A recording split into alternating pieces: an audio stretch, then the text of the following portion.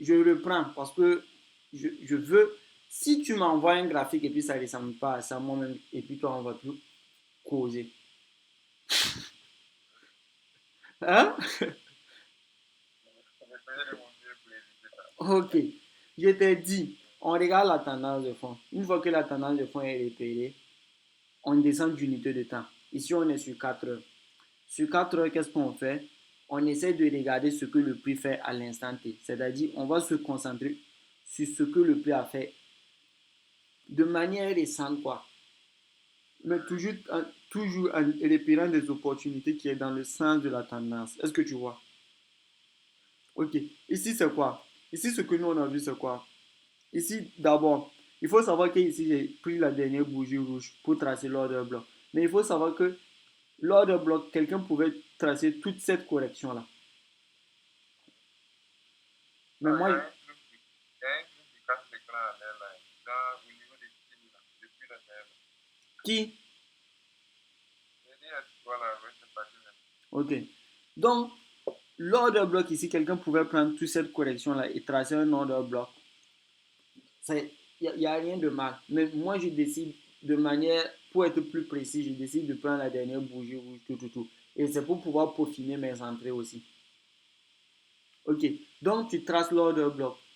Maintenant, je t'ai dit, ici, tu vas déterminer une zone de liquidité où on sait que le prix va venir récupérer de la liquidité pour revenir dans ton ordre, au fait.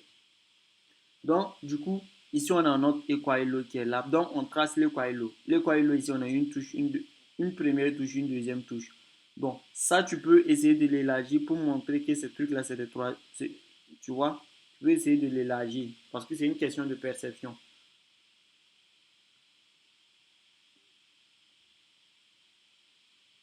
Mhm.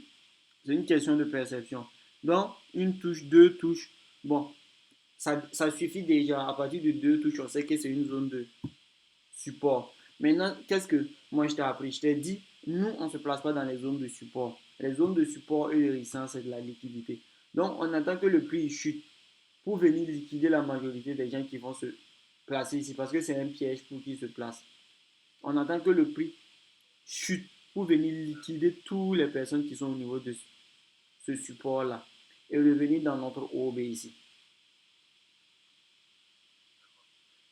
avant de monter. Tu vois un peu. Et maintenant, c'est une fois que le prix est dans notre OB, nous, on ne va pas rester sur 4 heures pour chercher notre confirmation d'entrée, mais peut-être on va aller sur 1 heure, sur 45 minutes pour regarder ce qui va se passer dans notre OB et pouvoir repérer notre confirmation d'entrée, c'est-à-dire le breaker, le mitigation, soit le MSS. Est-ce que tu vois un peu ce que je suis en train de dire? Tu vois. Ok. Et là, tu vois, là, on est là. Il y a un truc que je sais pas. Bon, on va essayer de. Je t'ai pas. Je t'explique pas, ça c'est pas bon. Ok. Pourquoi? Il y a un truc qui manque ici au fait. Parce que je t'ai dit, le prix il doit récupérer de la liquidité ici. Mais le prix en montant encore, le prix doit aller chercher de la liquidité. Parce que si le prix récupère de la liquidité et qu'il y a de la liquidité en bas, c'est un problème. C'est le cas de ici. Regarde, Vu qu'on peut prendre de la liquidité ici et revenir dans notre OB, mais en bas de notre OB, il faut voir, il y a un énorme fair value gap qui est là. Donc ça, c'est de la liquidité. Donc, ce qui peut faire que, bon, vu tout ça là, bon, tu peux décider de ne pas prendre le trade. Quelqu'un peut, parce que ça, c'est du backtesting, c'est-à-dire, c'est ça que je dis que l'expérience, c'est ça. Moi, je peux remarquer que non, à chaque fois qu'il y a un fair value gap en bas de moi, mon OB, et que je prends position, je me fais SL. Je perds le trade. Donc, tu vois un peu ce que c'est ça, on parle d'expérience, les gens ne comprennent pas. Donc, si toi tu remarques ça, ça veut dire que les trades où tu auras encore de la liquidité en bas de ton order bloc, tu vas même pas te fatiguer, tu vas pas prendre, tu vas même pas te fatiguer, tu vas pas prendre le trade. Évidemment, il y a une énorme zone de bloc en bas là. Pas order, mais fair value gap. Oui, c'est vrai, le RVG, par exemple. Voilà. Parce que, mis à part ça, c'est très très intéressant. Pourtant, le prix, ce qui me fait peur, c'est quoi? Je t'ai dit, le prix vient récupérer de la liquidité et il va bouger maintenant. Il va y mettre une conséquence pour aller récupérer autre liquidité. Qu'est-ce qui prouve que, bon, quand il va récupérer cette liquidité-là, il ne va pas venir combler, il ne va pas chuter pour venir combler cette liquidité-là, on ne sait pas. Tu vois un peu? On ne sait pas. Donc, c'est un peu le piège de ce trade-là, au fait.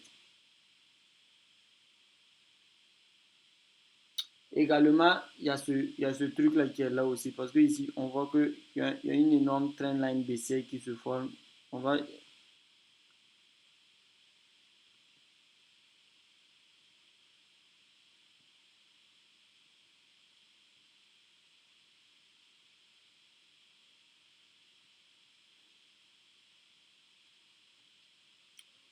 tu vois, ça, tu vois un peu qu'ici, on a une touche, une deuxième touche, une troisième touche. Ça, c'est de la liquidité aussi. Mais imagine, ce que je veux que tu comprennes ici, c'est quoi? Ce qui fait que moi, je pense que le prix, il va venir récupérer de la liquidité d'en bas et puis remonter là. C'est parce qu'il y a de la liquidité en haut. S'il n'y avait pas de la liquidité en haut, ça serait un peu très très difficile. Tu es là et tu m'écoutes. Oui, oui, Donc, tu vois un peu, le prix bouge, il vient, pouf, il récupère de la liquidité, pouf, il monte pour aller récupérer encore de la liquidité. Soit le prix fait pouf, il récupère de la liquidité, il continue de chuter pour venir récupérer, fermer ce déséquilibre-là pour récupérer de la liquidité. Tout est possible. Il y a deux scénarios ici qui sont possibles. Tu vois, quand tu fais ça là, tu vois que le graphique là, toi, toi tu es clair, tes yeux sont ouverts au fait. Il n'y a pas, il y a pas un mouvement que le marché va faire maintenant et toi, ça va te surprendre. Parce que toi, tu as déjà émis tous les scénarios possibles. C'est pour ça qu'on dit que le trading, c'est des scénarios, au fait. Tu dois émettre des scénarios. donc bon, même moi, en tant que débutant, je vois déjà que dans la question qui est à se poser, c'est le FVG d'emballage. Sinon, normalement, si le prix revient, Tu vois? voilà, Non, c'est le FVG d'en bas là qui cause un problème ici. voilà, tous les moments. Mais ça va dépendre de chacun. Parce qu'il y a des traders qui vont. Ça dépend de ce que. Maintenant, c'est pour ça que je dis que tu peux former deux traders et à la fin, je peux te former et te former un autre. Toi, tu vas voir ça, tu vas dire que tu ne vas pas prendre. L'autre va voir ça, il va dire que lui, il s'en fout du FTG. Parce que lui, il a déjà vu des opportunités comme cela, mais c'est passé. Donc, ce que tu vas faire, quelqu'un qui décide de prendre ce trade, c'est quoi? Il sait déjà qu'il va se placer ici. C'est pour ça. Tu dois savoir à l'avance ce que tu fais. Il sait déjà qu'il va se placer ici. Placer son stop loss en bas de l'order block, juste en bas. Il ne faut pas trop serrer. Parce que avec les courtiers là, il y a un spread qui est là. Donc le prix peut ne pas toucher ton SL et puis on va te liquider au fait. Et voici, tu as ton trade qui est là. Avec un risque ratio de 7,74. Et Wow. ces trades-là, c'est quoi? Tu peux prendre ces trades-là avec 10 dollars. Regarde comment c'est optimisé. C'est quand on parle d'optimisation. Imagine, tu as un compte de 50 dollars. Hein? Tu prends, tu prends deux trades même. Et puis ça te SL. Et puis il n'y a que le troisième trade là, tu le prends et puis tu fais 70 dollars. Tu as récupéré toutes tes pertes. C'est pour ça qu'on dit le trading, c'est un mind game. C'est un jeu d'esprit au fait. Tous tes trades doivent ressembler à ça. Tu m'as dit que c'est cette stratégie-là que tu veux appliquer. C'est ça? Oui, c'est ça même. Ok. Quand nous, on va se voir, quand tu vas commencer à trader en réel, et quand nous, on va se voir, tu me montres une stratégie qui n'est pas ça. Ah, moi, je n'ai rien à te dire. Si tu as fait des erreurs, tu sais. Si tu n'as pas, si tu veux, je vais prendre photo et puis t'envoyer. Tu vas aller photocopier et puis coller. Je traite que ça. Ça peut être à la baisse aussi. Ce n'est pas, ici, on est dans un scénario aussi. Ça peut être une scénario. On peut être dans un cas où bon, c'est un trade à la baisse. Là, l'emplacement des trucs va changer. Sinon, le trading, c'est simple. C'est mécanique. Ça, c'est mécanique. Ça, quand on dit que le trading est mécanique, c'est ça. C'est-à-dire, tu as déjà un plan, tout, c'est exécuté ou rien. C'est quand tu trades avec le fondamental que tu vas être flexible. Donc, du coup, il y a deux cas. Si toi, tu n'arrives pas, si sur un trade, tu n'as pas ça, tu n'as pas cette configuration-là, la question que moi je vais te poser, je vais te dire, il y a quelle raison fondamentale qui t'a poussé à vendre le marché? Si tu n'es pas capable de me donner cette raison fondamentale qui t'a poussé à vendre le marché, moi je vais pas, soit acheter le marché, moi je ne vais plus te parler au fait. Parce que c'est-à-dire que toi-même toi-même tu n'es pas fidèle à toi-même. C'est ça. Parce que si tu n'arrives pas à expliquer pourquoi tu es rentré, bon, ça devient autre chose. Voilà, tu vois un peu, non? Ok, donc on a ça. Et comment dirais-je? Donc, du coup, je ne sais pas ce que tu vas faire, mais c'est la prochaine étape. Dès que tu as l'argent pour recharger ton compte, tout, tu recharges le compte, tu me fais savoir parce qu'il faut que moi j'ai les identifiants du compte là. Pour que quand tu vas faire de la main, tout, moi le jour de ton truc, le jour où on va se coller, parce que le premier but c'est quoi? Une semaine sans cramer le compte. À la fin d'une semaine, moi, on va lancer un Zoom, on va lancer un Meet rapidement. On lance le Meet, tout. Moi, je te montre les différents trades que tu as pris durant la semaine. Et c'est à toi maintenant de me présenter chaque trade que tu as pris. C'est ça on appelle le suivi. Tu vas m'expliquer chaque trade que tu as pris. Et s'il y a des trucs à améliorer, je te dis, ah, normalement, tu aurais dû faire ça, tu aurais dû faire ça. Normalement, il y a ça qui manque. Tu as appliqué la stratégie, mais le problème, c'est qu'il y a ça qui manque. Et c'est ça, c'est les petits trucs. C'est pour ça que je dis que ta rentabilité ne va pas exploser du jour au lendemain.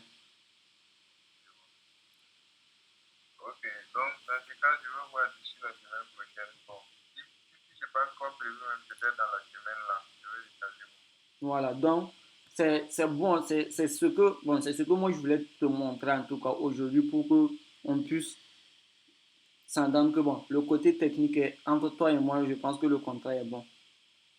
Ah, en tout cas, je crois que c'est bon. Voilà, Je vais, c'est que bon, je ne sais pas si vous avez enregistré le vidéo, mais bon, les séances passées là, j'ai eu à enregistrer quelques, bon, tu, comme je disais, les séances longues là, je n'ai pas pu tout enregistrer. en fait, tu n'es pas, tu es abonné à moi, ma chaîne ou pas? Oui, oui. Ok, va là-bas, tu vas voir, toutes les vidéos sont là-bas. Parce que moi, mon problème, c'est quoi? Les gens, ils vont pas comprendre. Tu vas te demander pourquoi moi je publie, les personnes qui vont regarder la vidéo, ça, ils vont pas pouvoir implémenter. C'est pour ça que je dis que le trait, c'est dur, tout est difficile. Ils vont pas pouvoir. S'il n'y a pas du suivi, ils vont pas pouvoir. Ah, vraiment, je ne vois pas. Ils vont pas pouvoir. Ils vont regarder, ils vont essayer. Ça va pas marcher, ils vont laisser. C'est le suivi qui fait tout. Et chaque trader, je te jure que dans, dans aujourd'hui, on est le combien? On est en septembre. Je te jure que dans 3 mois, 4 mois, tu vas plus trader comme moi. Tu vas voir. Tu vas plus trader comme moi. Et du coup, parce que toi-même, tu vas voir, toi-même, tu vas développer tes propres expériences, tout. Tu vas te C'est développer. ça. En fait, ton génie là va se développer tout seul. Si tu Ouais. traites de manière ordonnée et que c'est un truc mathématique, parce que ça, là, tu vois que tout est organisé. C'est pas du tic au tac. En fait, vu que c'est des trucs que tu fais dans un ordre donné là, ta créativité même va commencer à parler un peu. Et c'est pour ça que tu vas Ouais. voir, toi et puis moi, ce trade là, je te jure que toi et puis moi, on peut prendre ce trade là. Hein? Ce Oui. trade-là va être perdant.